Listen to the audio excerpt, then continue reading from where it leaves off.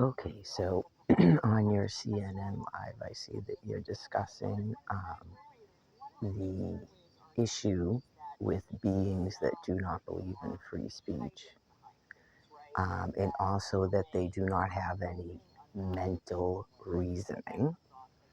When I first began discussing mental reasoning, it's called, someone removed that off of Wikipedia, Google search, presumably in their own denial about their own brain disease, which is a problem.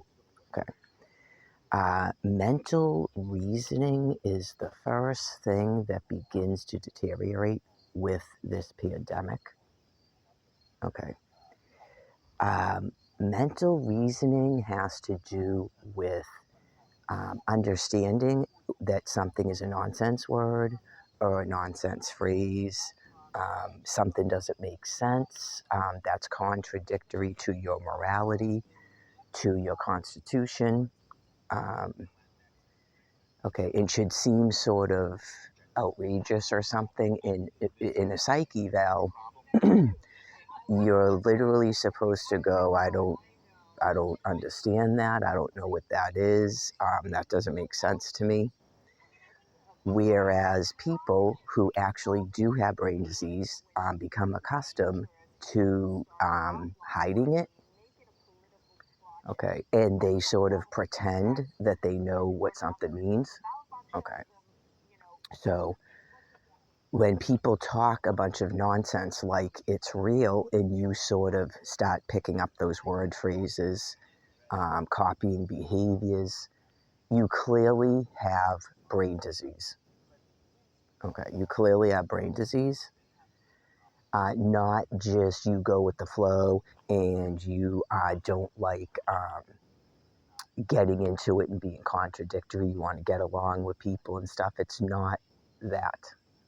What happens, again, in my opinion, from what I believe I've been told in observation, year 15, is that as the brain is deteriorating, the remaining brain matter makes up reasons why you're still mentally with it. Some of it has to do with God helping you, some of it has to remain calm, and some of it has to do with basic survival, where there's a constant inner voice saying everything's okay. So everything can be okay as long as you're not harming others. Okay, so we're still having an issue with people refusing to stop being in charge and running things that clearly have dementia, like we saw with this Penrose at Fair thing.